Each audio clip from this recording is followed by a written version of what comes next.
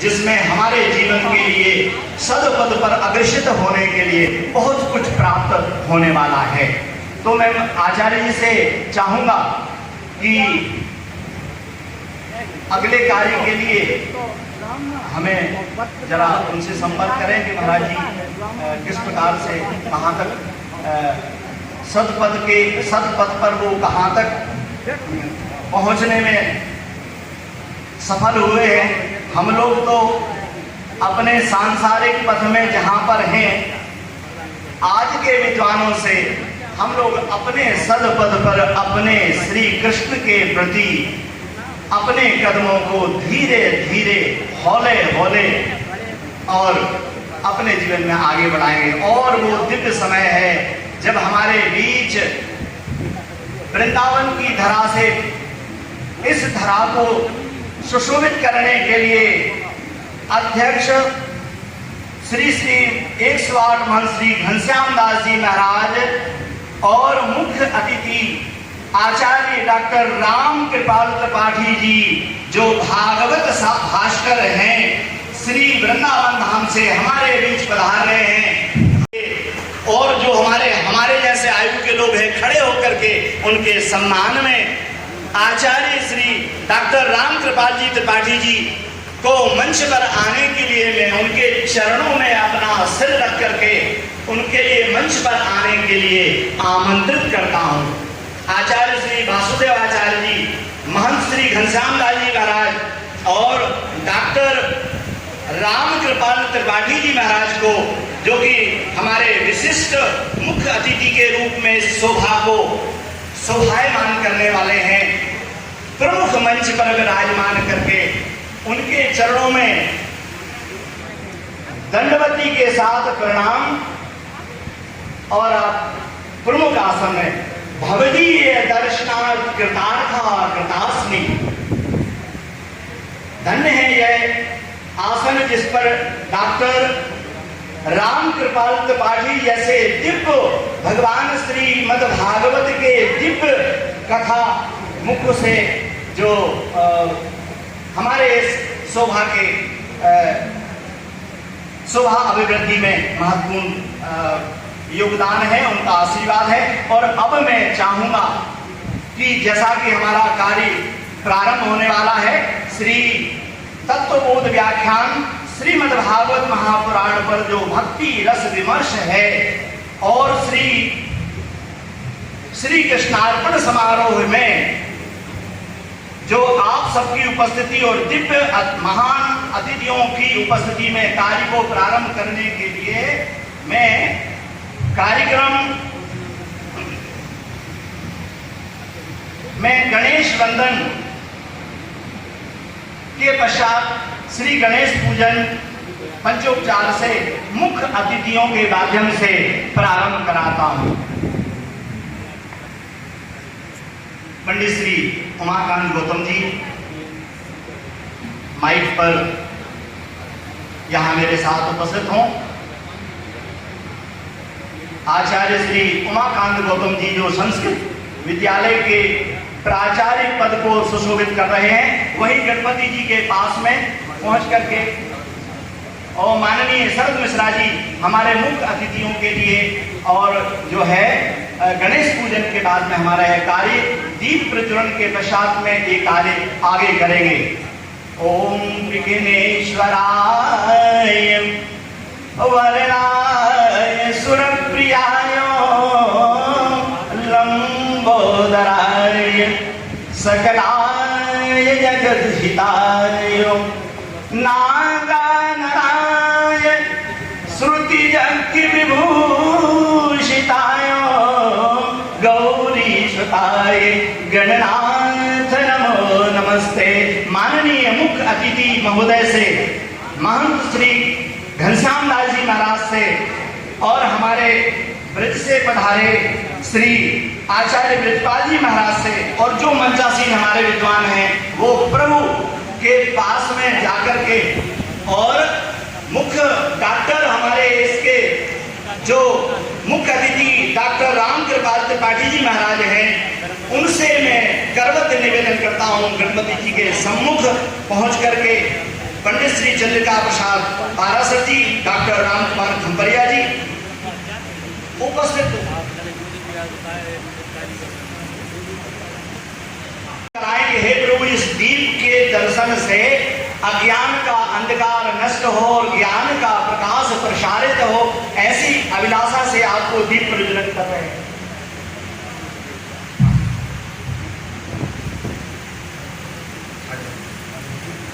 वेद पाठ के लिए शैलेश तिवारी जी और सरस्वती वंदना के लिए जो देवियां हैं वो मंच पर अतिशीघ्र पहुंचे।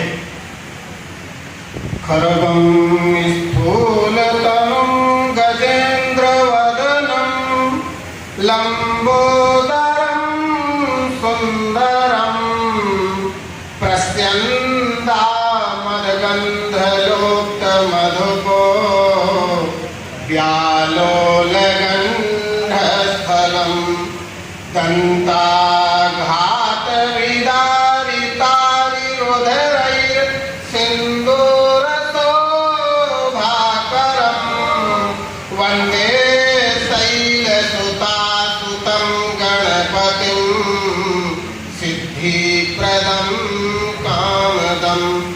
गणपतये नमः। हरिः ॐ भद्रं कर्णेभिः शृणुयाम देवा भद्रं पश्येमाक्षजत्राः स्थिरैरङ्गैस्तुष्ट्वा पुंसस्तनोभिर्व्यसेमहि देवहि तञ्जरायुः शतमेनो शरदो अन्ति देवाजतरानश्चकरा जरसन्तानो नाम पुतरासो जतरपितरो भवन्ति मानो मधुयारी कदा युरगन्तो आदित्यो रादितिरन्तरिक्षमादितिर्मादा सा पिता सा पुतराः विश्वे देवा आदितिः पञ्चजना आदितर्जानितवं यौः शान्तिरन्तरिक्षग्नु शान्तिः पृथिवी शान्तिरापः शान्तिरोषधयः शान्तिः वनस्पतयः शान्तिर्विश्वे देवाः शान्तिर्ब्रह्म शान्तिः सर्वगुं शान्तिः शान्तिरेव शान्तिः सामा शान्तिरेधि जतो यतः समीहसे ततो नो अभयं कुरु षण्णः कुरु प्रजाभयो भयन्नः पशुभयः सुशान्तिर्भवतु सद्वरिष्ठ सुशान्तिर्भवतु। आमंत्रित करूंगा कि मां सरस्वती वंदना हेतु आकर के आप मैया के चरणों में शब्दांजलि अर्पित करें।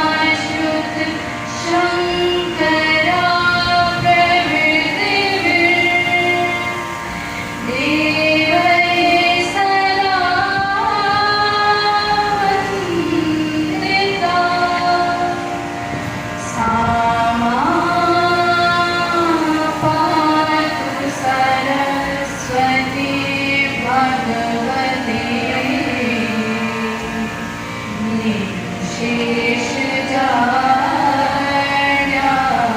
पामा शेष जाया पामा शेष जाया पामा। उनका सम्मान करें, आप भी तालियां बजाएं। ये श्रीफल और ये दोशाला उनको अर्पित किया जा रहा है। यद्यपि उन्होंने स्वयं ही यह रंग जो है अर्पित कर रखा है।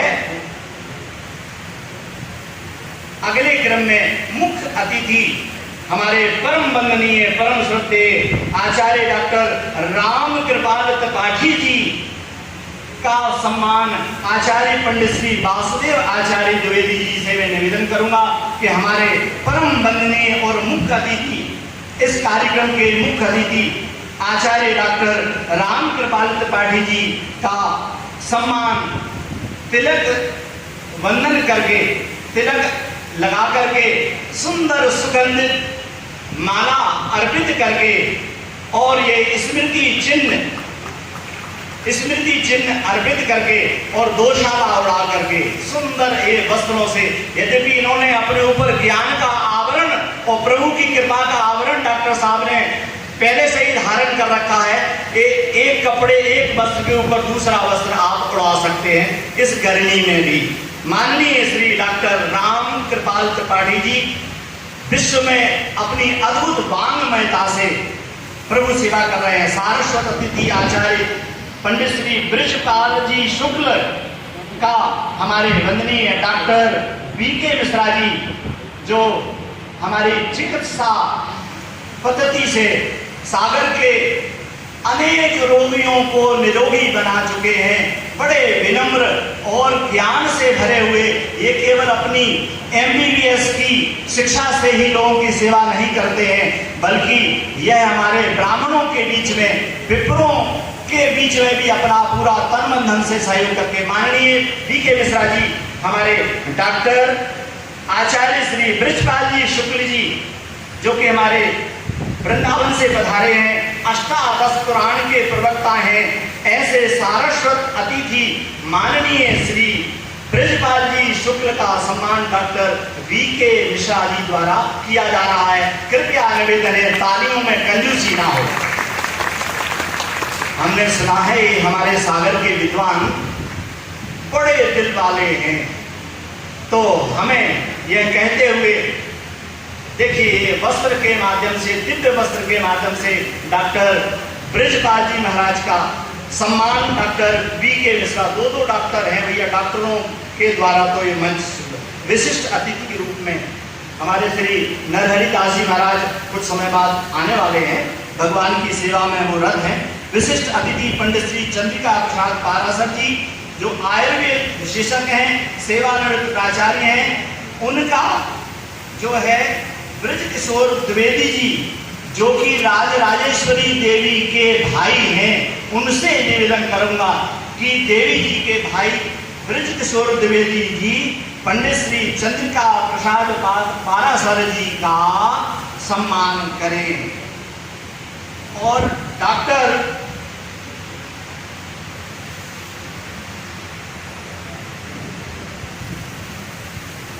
अगले क्रम में डॉक्टर सागर के संस्कृत विद्यालय के पूर्व प्राचार्य माननीय वंदनीय आचार्य श्री डॉक्टर राम कुमार खंपरिया जी, जो कि हमारे सागर में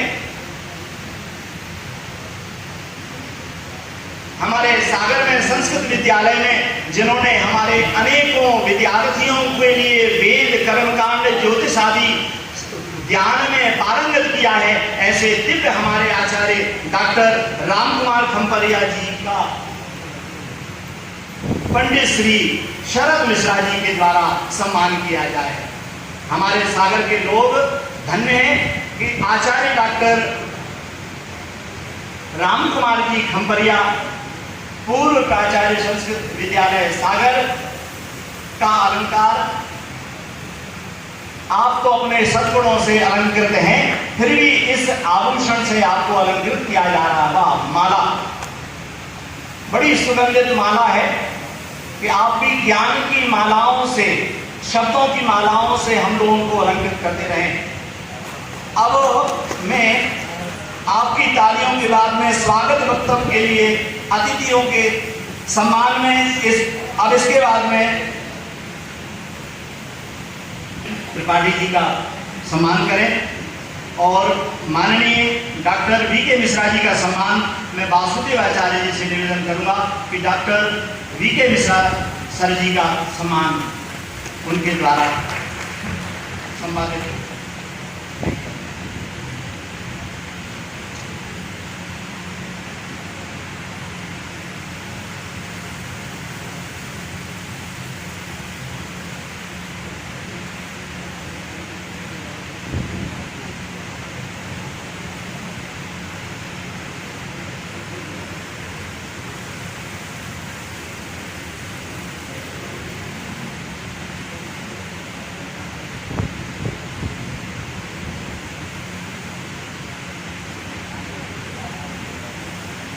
यहाँ पर उपस्थित हुए हैं वह है दिव्य बाल विदुषी राजराजेश्वरी, जिसके सम्मान के लिए हम बड़े आतुर हैं।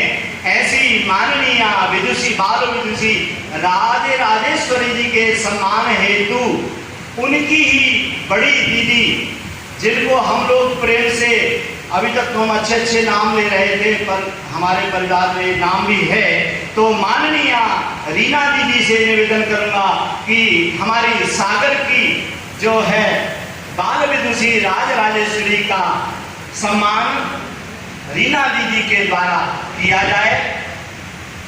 तालियों से अपना सुख अभिव्यक्त करें।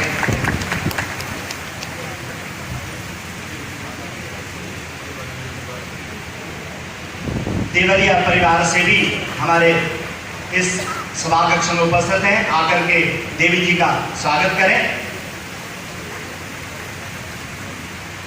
ये राजराजेश्वरी जी के लिए अपनी प्रिय भतीजी के स्वरूप में मानती हैं, तो देवरिया जी के द्वारा माननीय राजराजेश्वरी जी का ये सम्मान आदरणीय अलग अलग स्थानों से हमारे विद्वान इस सभा को सुशोभित कर रहे हैं। इनके मामा जी भी इस समय, जो कि अच्छे श्रीमद् भागवत के प्रखर वक्ता हैं, आगमन हो चुका है। आपका इस मंच पर आप विराजमान हो, आए।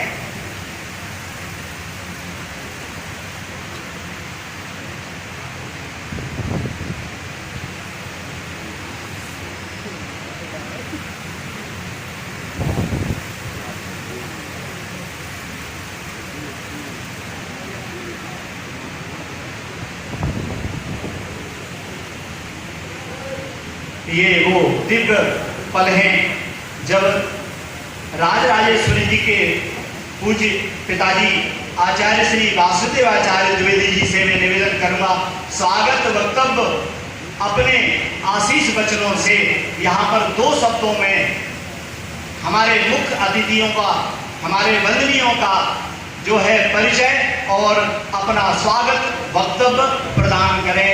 माननीय आचार्य वासुदेव द्विवेदी जी। श्री राधे। जैसा कि विदित है, इस कृष्णार्पण समारोह में हमारे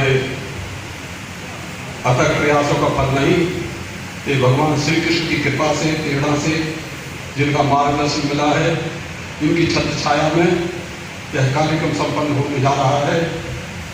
ऐसे हमारे बहुकाल से प्रतीक्षित जो अतिथि के रूप में हमारे विद्वजन श्रीजन इस मंच को सम्मिलित कर रहे हैं, उनका हम लोग इस मंच से स्वागत, वंदन, अभिनंदन करते हैं।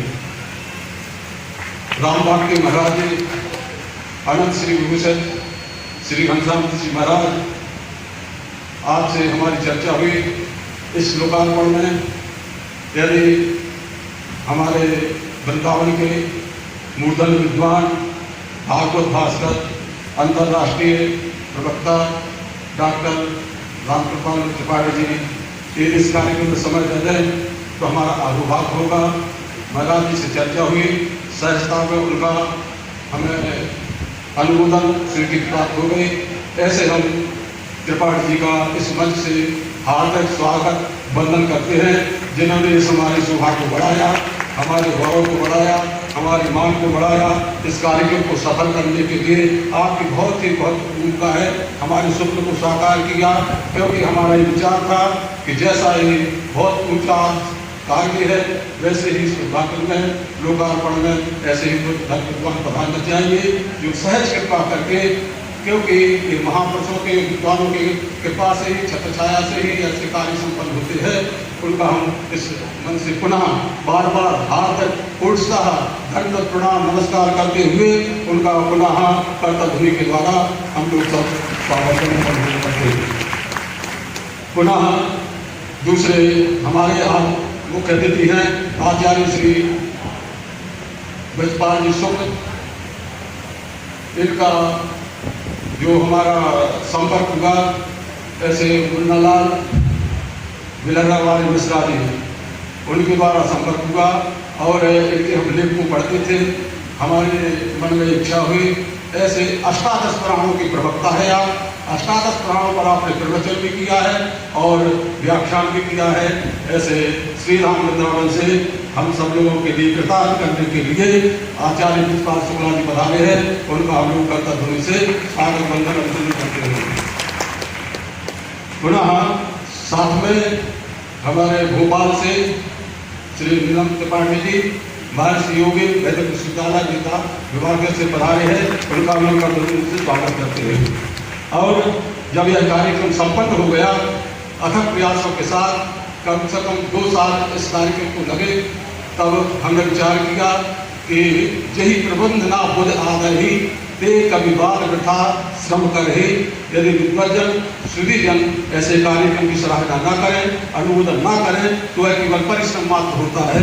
तो मैंने सोचा पहले समीक्षा की जाए, पहले संशोधन किया जाए। इस कार्य के लिए हमारे 2 सागर के परम उद्भट विद्वान, जिनका हम इस मंच से स्वागत वंदन करते हैं, ऐसे हमारे आज विशिष्ट अतिथि के रूप में पधारे हुए डॉक्टर राम कुमार खंबरिया जी, इनका इस मंच से कर्तव्य के द्वारा और तेज कर्तव्य के द्वारा हम लोग उनका स्वागत करें। साथ साथ हमारे श्री आदरणीय टीकाराम त्रिपाठी जी, इनका भी बड़ा सहयोग रहा है। आप 3 सत्र में आप इनके दर्शन करेंगे, इनका भी कर्तव्य से लेकर भी आप सम्मान करें। और हमारे डॉक्टर साहब डी के मिश्रा, इन्होंने बहुत ही हमारे लिए प्रोत्साहन किया है। डॉक्टर डी के मिश्रा को बीच बीच में इस कार्यक्रम से अवगत कराते थे। आप बड़े प्रसन्न होते और बड़े ही इसका अनुमोदन करते और कहते तो भगवत कृपा है, यह कार्यक्रम होने दीजिए।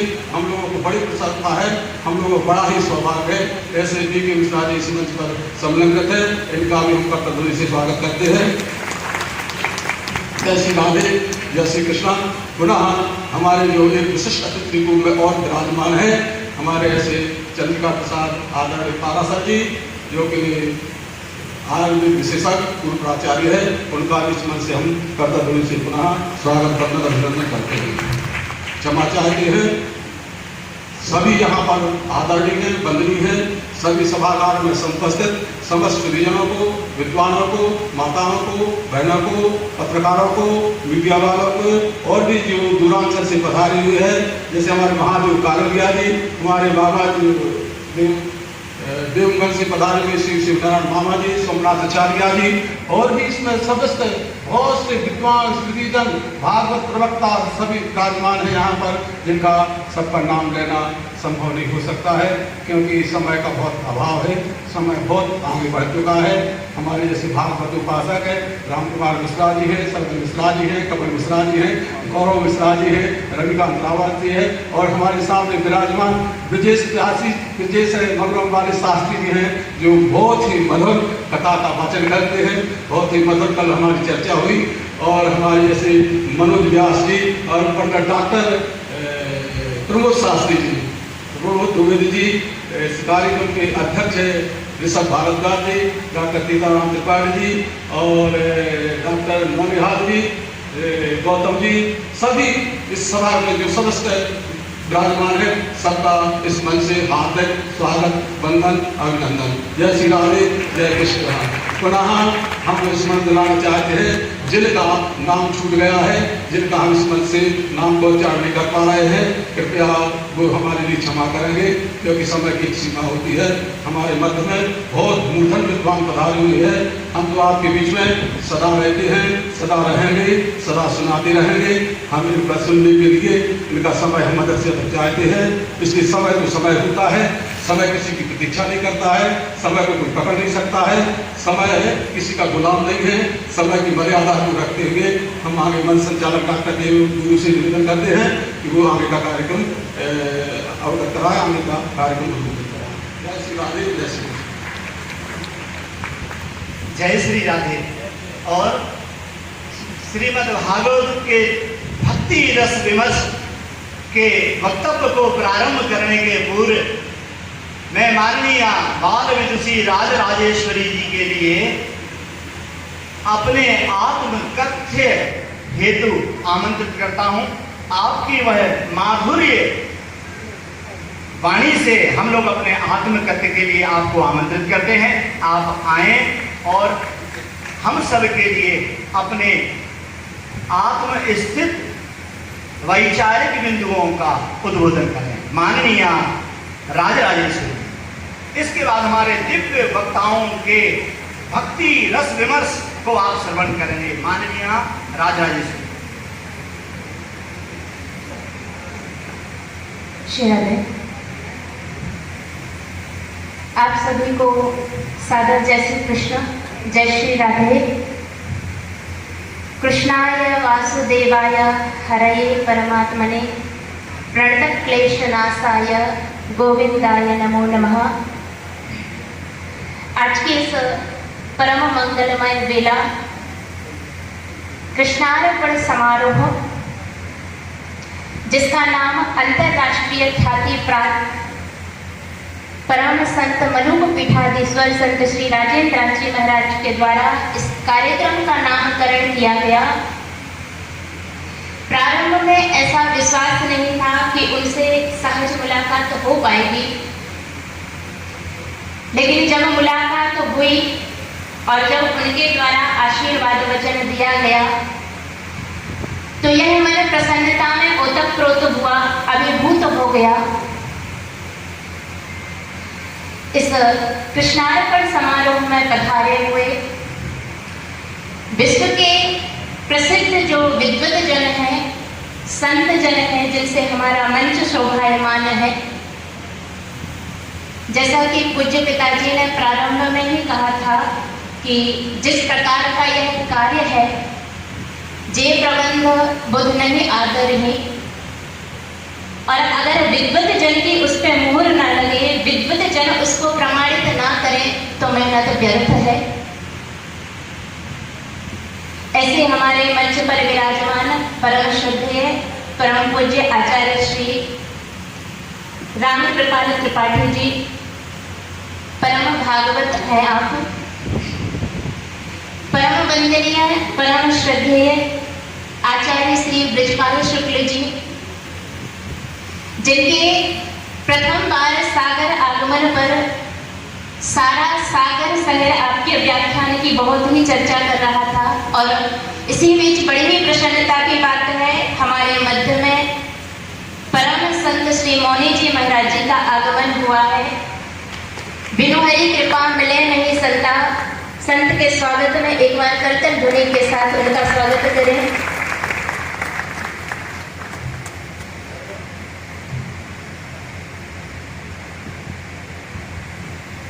इस कार्यक्रम के जो विशिष्ट अतिथि, जिन्होंने लगभग 33 भाषाओं में संपूर्ण भारतवर्ष में संस्कृत भाषा का प्रचार किया, ऐसे हमारे डॉक्टर राधा वल्लभ त्रिपाठी जी, भोपाल से पधारे हुए हमारे आचार्य श्री नीलम त्रिपाठी जी, हमारे सागर के विद्वान जिनके लिए किसी परिचय की आवश्यकता नहीं है, ऐसे हमारे धर्मश्री संस्कृत महाविद्यालय के पूर्व प्राचार्य आचार्य डॉक्टर श्री राम कुमार खंपरिया जी, श्री देव राम बाग मंदिर के महंत श्री, आपके सानिध्य में 2005 में प्रथम बार जब मैंने व्यासपीठ को संभाला, व्यासपीठ पर बैठने का सौभाग्य प्राप्त हुआ, तभी से आपका निरंतर प्रेम अभी तक मुझ पर है और मैं बहुत प्रसन्नता महसूस कर रही हूँ। साथ ही साथ हमारे विशिष्ट अतिथि आदरणीय श्री डॉक्टर बीके मिश्रा जी, समुपस्थित भागवतोपासक संस्कृत से भी, जो कि मैं सबका नाम समय अभाव के कारण यहाँ से नहीं ले पाऊंगी। आज मैं बहुत प्रसन्न हूँ जो इस कार्य के लिए आपका प्रेम, आपका स्नेह और आपकी उपस्थिति यहाँ पर है। तो एक बार मैं चाहूंगी कि आप लोगों के लिए करतल ध्वनि हो जाए।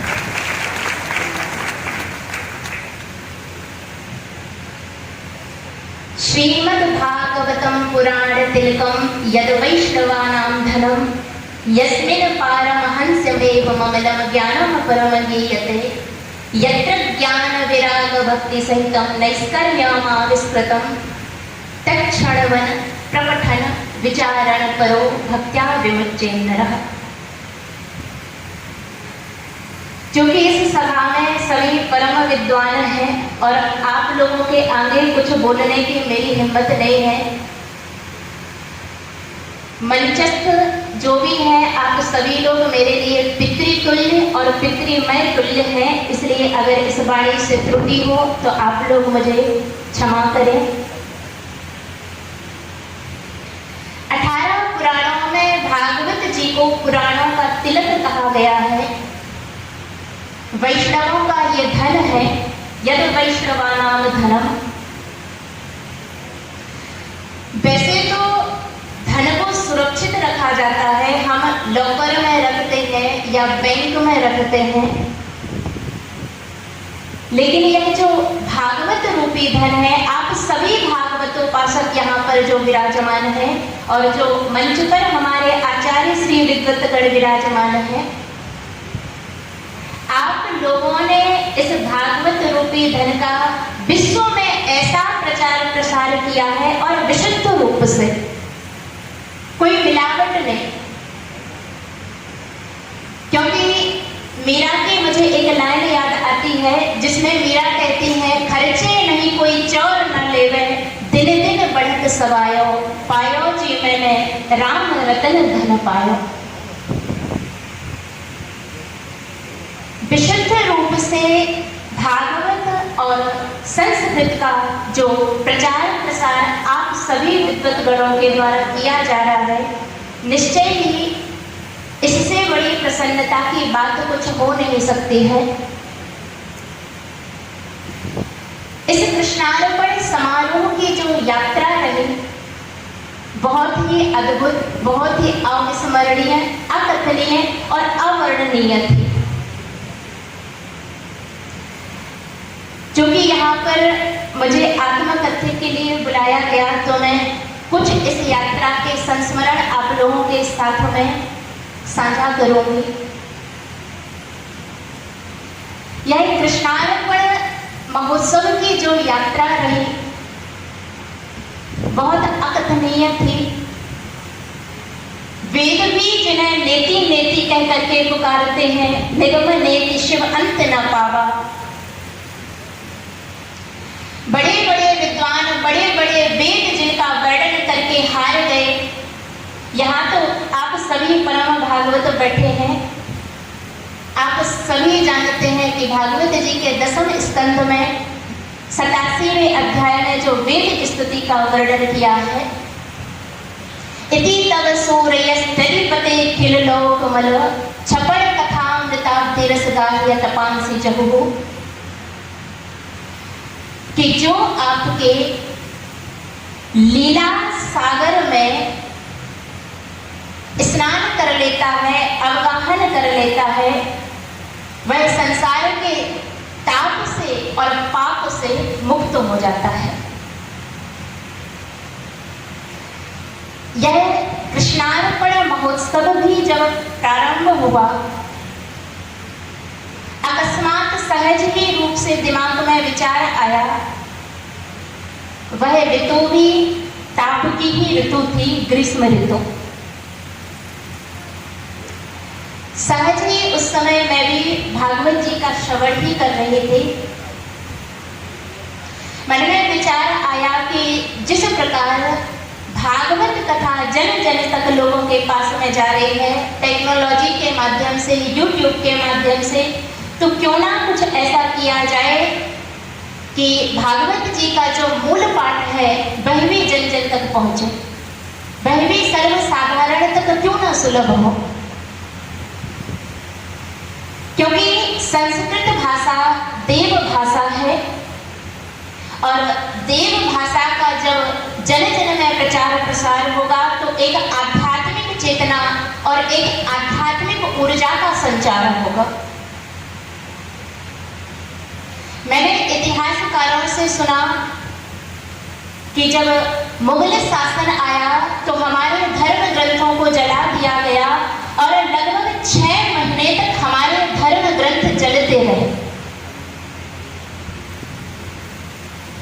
तो इस संस्कृत भाषा की सेवा करने का मुझे सौभाग्य मिला, क्योंकि आज इस बदलते युग में, इस टेक्नोलॉजी के युग में, जब हमारी नई युवा पीढ़ी इंग्लिश भाषा को इतना प्रायोरिटी पे रख रही है कि आज देश के हर पेरेंट्स और हर माँ बाप अपने बच्चे को कॉन्वेंट स्कूल में ही पढ़ाना चाहते हैं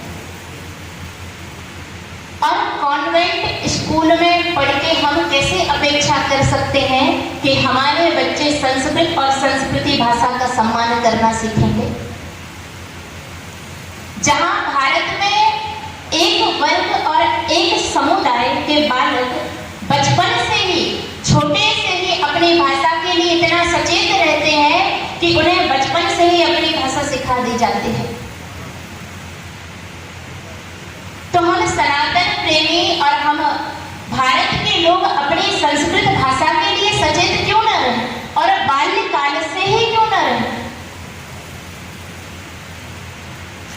और कहीं ना कहीं इस कार्य का उद्देश्य भी यही था कि हमारी संस्कृति और हमारी संस्कृत भाषा का संरक्षण हो, संस्कृत भाषा का संवर्धन हो।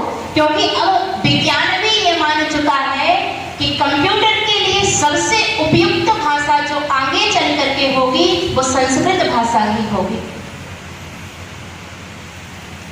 लेकिन कहीं ना कहीं अंग्रेजी तो चले गए और अंग्रेजियत छोड़ गए, हम उनके ही गुलाम बने रहे।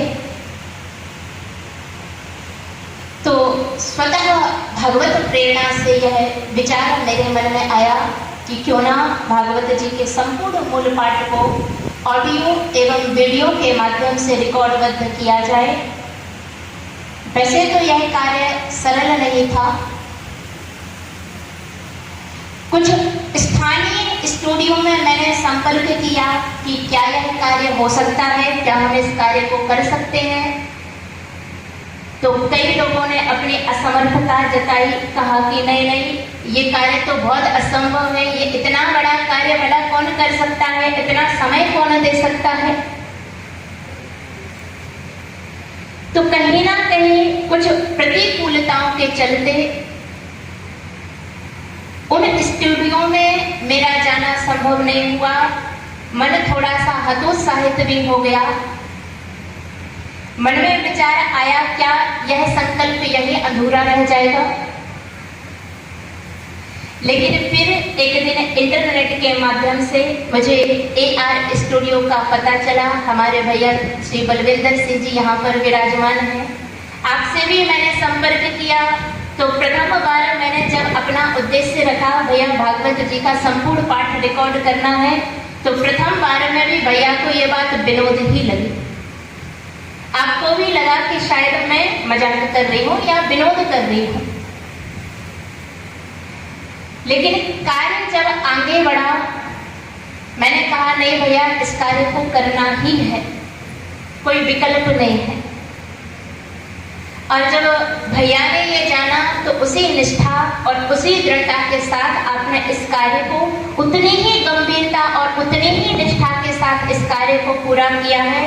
आप सब जानते हैं कि हमारे सिख समाज में ग्रंथ को गुरु कहते हैं। भैया आप बता सकते हैं गुरु ग्रंथ साहिब। भैया ने इस भागवत ग्रंथ की जो सेवा की है वह गुरु रूप में ही की है। कहीं कोई छल कपट नहीं, कहीं कोई प्रमाद नहीं, जो पूर्ण निष्ठा के साथ आपने इस कार्य को संपूर्ण कराया है।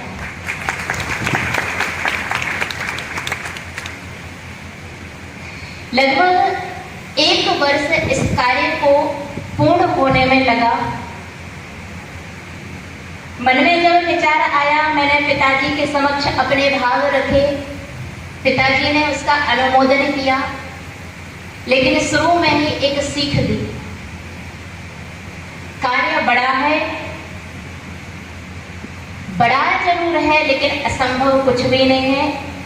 क्योंकि हमारे यहाँ जो इंग्लिश का इम्पॉसिबल शब्द है, उस शब्द में ही कहते हैं आई एम पॉसिबल, मैं संभव हूं। पिताजी ने अनुमोदन किया तो जब भी स्टूडियो जाना होता था और कार्य प्रारंभ होता था, 1 अध्याय पहले मैं पिताजी को सुना करके जाती थी, ताकि कोई व्याकरण की गलती, कोई उच्चारण की गलती मुझसे ना हो। और जब 1 अध्याय में स्टूडियो में रिकॉर्ड करके आती थी तो पुनः उस रिकॉर्डिंग को पिताजी को सुनवाती थी। मुझे इस बात की बहुत प्रसन्नता है और ये मेरा सौभाग्य है कि इस संपूर्ण यात्रा में अधिक से अधिक समय मेरा भागवत चिंतन में और भागवत के पाठ में लगा है। वैसे तो मुझे ये कहना नहीं चाहिए, क्योंकि भागवत जी में ही कहा है सदा सेव्या श्रीमद् भागवती कथा।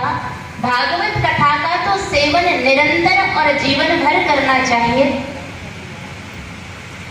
लेकिन ये सौभाग्य रहा, इस कार्यक्रम के दौरान, इस यात्रा के दौरान, जहां तक मेरा स्मरण है, लगभग 7 से 8 बार संपूर्ण मूल पाठ का पुनः पाठ और पुनः उसका हम लोगों ने पाठ किया है।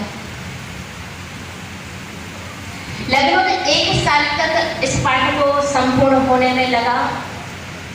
पुनः मैंने पिताजी से विचार विमर्श किया कि क्या अब हम इस मूल पाठ को, इस कार्य को जन जन तक पहुंचा सकते हैं। पिताजी ने पुनः विचार विमर्श किया।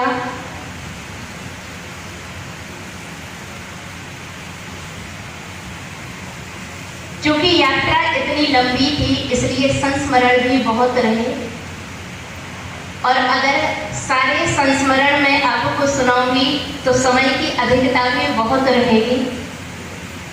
इसलिए संक्षेप में मैं अपने शब्दों को समेटूं। इस पाठ की संशोधन एवं समीक्षा में जिन्होंने अपने जीवन का बहुमूल्य समय दिया है और इस यात्रा को आज यहाँ तक लेकर के आए हैं, ऐसे हमारे सागर के विद्वान संस्कृत विद्यालय के पूर्व आचार्य डॉक्टर राम कुमार खम्पैया जी, इस संशोधन क्रिया में आपने पूर्ण रूप से अपना बहुमूल्य समय दिया है। हमारे सागर नगर के वरिष्ठ साहित्यकार श्री पंडित श्री टीकाराम त्रिपाठी जी, आपने अपनी व्यक्तिगत कामों को प्राथमिकता ना देते हुए इस कार्य को महत्व दिया है। इसलिए इस मंच के माध्यम से मैं आप लोगों का बहुत बहुत आभार मानती हूँ कि आपके संशोधन एवं समीक्षा के चलते ही आज यहाँ तक हूँ। इन्हीं शब्दों के साथ मैं अपनी वाणी को यहाँ पर विराम दूँ, क्योंकि हमारे मध्य में जो परम विद्वान, परम आचार्य गण विराजमान है, मैं जानती हूँ आप सभी आपको सुनने के लिए आतुर हैं, तो मैं ज़्यादा समय ना लेते हुए अपनी वाणी को विराम दूंगी। आप सभी का बहुत बहुत आभार जो आप यहाँ पर पधारे। पुनः हम आचार्यों के आशीर्वाद वचन सुनेंगे। जय श्री कृष्ण, जय श्री राधे।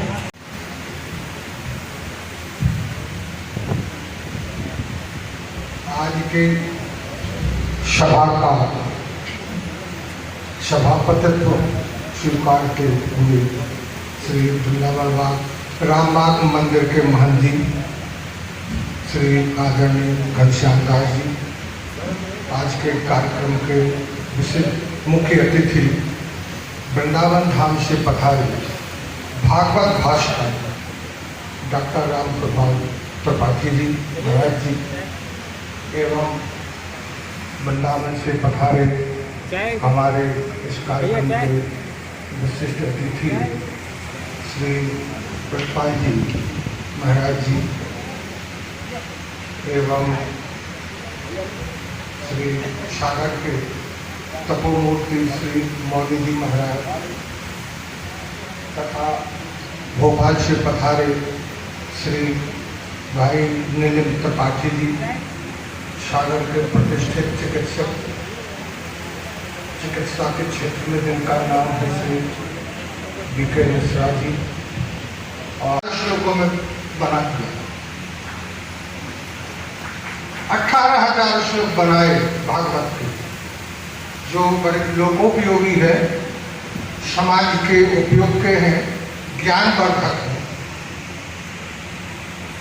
सत्कर्म सूचको नूनम यज्ञ कर्म स्मृता बुधई श्रीमद्भागवतालाप सतुगीत शुकादि भी। सत्तो जैसे महान महापुरुषों ने भागवत का गायन किया है। भागवत जी गायन करने का विषय है। वैसे तो पठन, श्रवण और मनन भागवत के ये भी एक आधार है, लेकिन गायन भी है। श्रवण, पठन, मनन और गायन 4 मार्ग बताए हैं व्यास जी ने भगवान के श्री कृष्ण के चरणों की प्राप्ति के लिए। सतगीता शुकादि सत्तो जैसे महापुरुषों ने भागवत जी का गायन किया है। श्लोक गाते रहते थे। श्लोकों का गायन करना उनका स्वभाव था। श्लोकों के गायन करने से भी भगवत प्राप्ति हो सकती है। गायन करने से तन्मयता बढ़ती है और मन में उत्साह बढ़ जाता है।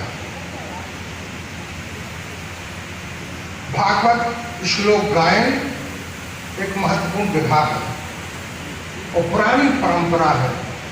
विश्वविद्यालय के कुलपति परम वंदनीय डॉक्टर राधा वल्लभ त्रिपाठी जी हमारी शोभा को अभिवृद्धि प्रदान कर रहे हैं। उनका इस सभागार में स्वागत है। और अब मैं वृंदावन बिहारी लाल की। बहुत देर तक मुंह बंद रहता है ना, तो जल्दी खुलता नहीं, जीभ करनी पड़ती है ऐसी। जब बहुत देर तक मुंह बंद रहता है, ये थूक से जीभ चिपक जाती है, इसलिए जल्दी नहीं निकलता मुंह से। फिर होठों को गीला करो तब निकलेगा, इसलिए बहुत देर से आप वैसे आप लोग स्वयं भी बताओ, इतनी देर कितने दिनों बाद मौन रहे। आप कभी अभी महीना 2 महीने में इतनी देर कभी चुपचाप बैठे हो? हाँ हम कुछ तो बोलो, नहीं बैठे ना तो मुंह चिपक ही जाता है। बोले वृंदावन बिहारी लाल की। इसलिए हमारे यहाँ वृंदावन में मुंह और हाथ दोनों खोलने के लिए एक विधि अपनाई है, बताएं? जय जय श्री राधे। ये विधि है कि जो हाथ रुक जाए तो ऐसे हो जाए और मुंह भी खुल जाए।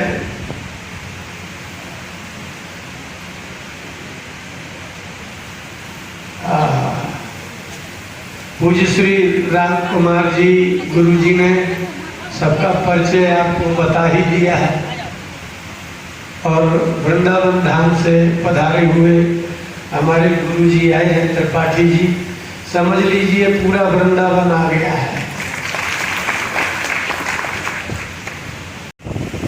लेकिन वास्तव में भागवत उनके लिए नहीं है जो कथा कर रहे हैं।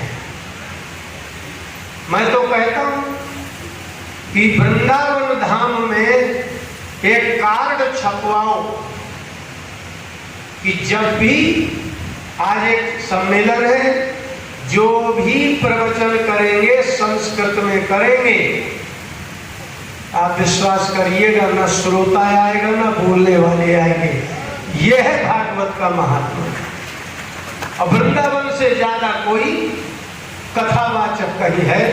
आप पत्थर फेंको, कथावाचक के घर में गिरेगा। गुरुजी आएंगे, और गुरुजी जैसे और 2 ही 4 बचे हैं, इनको जाने तो दो, इनका शरीर जाने दो। आपको विश्वास होगा कि वृंदावन में जो भागवत पढ़ाते हैं वो भाग अलग करेंगे, वत अलग कर देंगे। इसलिए वृंदा भागवत का सबसे बड़ा महात्म ये है कि मूर्ख से मूर्ख, अपात्र से अपात्र, कुपात्र से कुपात्र, कुरूप से कुरूप व्यक्ति भी बैनर लगा देगा तो भी भागवत भगवान कृपा करके उसको धनवान बना देंगे। इसीलिए चतुर्थ स्कंद में कहा सत्यम दिशत्यर्थमर्थदो नृणाम, सत्यम दिशत्यर्थमर्थदो नृणाम। कोई भागवत से अर्थ मांगे, पैसा मांगे, पैसे के लिए यदि कोई भागवत करेगा तो भागवत में ही लिखा है सत्यम। ये बात सत्य है कि भागवत धन भी देगा, मिल रहा है। लेकिन उस कथा को सुन लीजिए थोड़ी। आपने कथा ही सुनी है।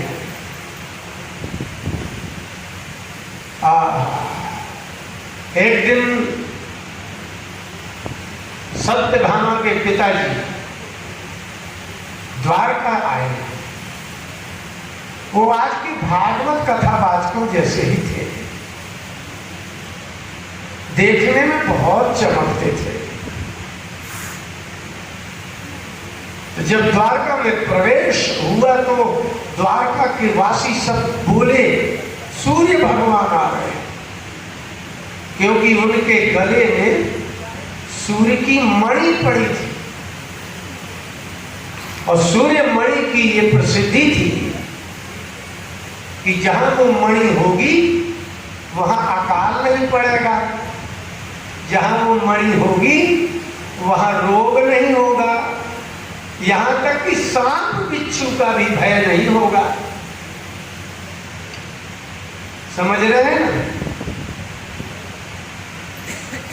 उस मणि की विशेषता थी कि सांप भी नहीं काटेगा अगर वहां मणि रहेगी तो, अकाल नहीं पड़ेगा, वर्षा भी होगी और कोई रोग भी नहीं होगा।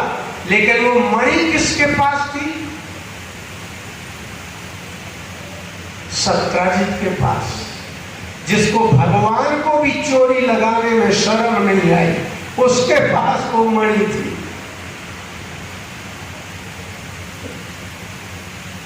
वो आए तो द्वारका वासियों को लगा कि अरे सूर्य भगवान आए। लोग गए और भगवान द्वारकाधीश से बोले प्रभु आज तो सूर्य भगवान आ रहे हैं द्वारका में।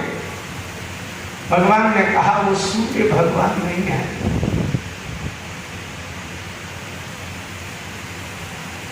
ये सत्राजित है। और उसने सूर्य की इतनी तपस्या की कि कभी युधिष्ठिर ने ब्राह्मणों को भोजन कराने के लिए अक्षय पात्र की याचना की थी वन में। ब्राह्मणों ने युधिष्ठिर के हस्तिनापुर से चलते समय कहा महाभारत में कि हमें दुर्योधन के राज्य में रहना ही नहीं है। युधिष्ठिर ने हाथ जोड़े प्रणाम किया, कहा भगवान हमारे भोजन की व्यवस्था नहीं है, हम आपको कहां से देंगे। ब्राह्मणों ने कहा, ब्राह्मण ध्यान दें, ब्राह्मणों ने कहा कि हम भूखे रहेंगे, जब करेंगे तब करेंगे, अग्निहोत्र करेंगे युधिष्ठिर, लेकिन हम तुमसे अन्न का दाना नहीं मांगेंगे, लेकिन जहां धर्म होगा वहीं जाएंगे हम। ये है ब्राह्मण। दुर्योधन अन्न देगा, स्वर्ण देगा, भवन देगा, किंतु जहां धर्म होगा, अगर ब्राह्मण उसके साथ रहेंगे तो ब्राह्मणों की रक्षा होगी, अधर्मियों के साथ रहने वाले ब्राह्मण की रक्षा नहीं हो सकती। हजारों ब्राह्मण युधिष्ठिर के साथ भूखे जा गए। तब युधिष्ठिर ने सूर्य भगवान की आराधना की, तब वो अक्षय पात्र प्राप्त हुआ। इसका तात्पर्य ध्यान रहे, ब्राह्मण यदि धर्म के साथ रहा तो ब्राह्मण है, जीवित रहेगा, बचेगा। यदि अधर्मियों के साथ दुर्योधन के यहां रह गया तो ब्राह्मण नहीं बचेगा, न धर्म बचेगा। लेकिन जब शत्रजन आए, भगवान ने स्वागत किया और कहा कितनी तपस्या की तब ये मणि प्राप्त हुई, लेकिन व्यक्ति अच्छा नहीं है। उसने अपने भाई को मणि दे दी, जैसे आप मोटरसाइकिल छोटे भाई को दे देते हैं। जो व्यक्ति मणि की कीमत नहीं जानता, उस आदमी को तपस्या भी हो, मणि भी हो, इसके बाद भी उसका सदुपयोग नहीं कर सकता। इसी प्रकार से श्रीमद् भागवत से राजा परीक्षित को मोक्ष प्राप्त हुआ, लेकिन धन, यश और नाच गाना के लिए की जाने वाली भागवत से ना ज्ञान मिलेगा, ना मोक्ष मिलेगा। कैसे मिलेगा? इसलिए समंतक मणि से कहीं व्याधि नहीं हो, सर्प ना हो, रोग भय ना हो, लेकिन व्यक्ति ही अच्छा नहीं है।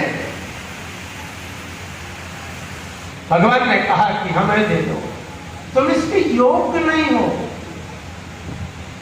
अपने भाई को मोटरसाइकिल जैसे दे दिया, उसका भाई गले में पहन के जंगल चला गया शिकार खेलने। जिनको मणि का ज्ञान नहीं है, उनको पात्रों को मणि का प्रयोग करने का भी ज्ञान नहीं होता है। राजेश्वरी जी ने वास्तव में अपने ब्राह्मण कन्या होने का और अपने पिता का जो यश किया है, इनने श्रीमद् भागवत मणि का सही उपयोग कर लिया। यह है शरीर का सही उपयोग। नहीं तो यदि तो विवाहिता है, यह है शरीर का सही उपयोग, यही है वाणी का सही उपयोग। समय निकालिए, हो जाए। और जब वह मणि पहन के गया उसका भाई, वो जो जंगल में होता है सो हो गया। जंगली लोग क्या करते मालूम है? उस मणि की क्या दुर्दशा हुई। जब कृष्ण भगवान को कहा गया, कृष्ण भगवान गए तो बच्चा उस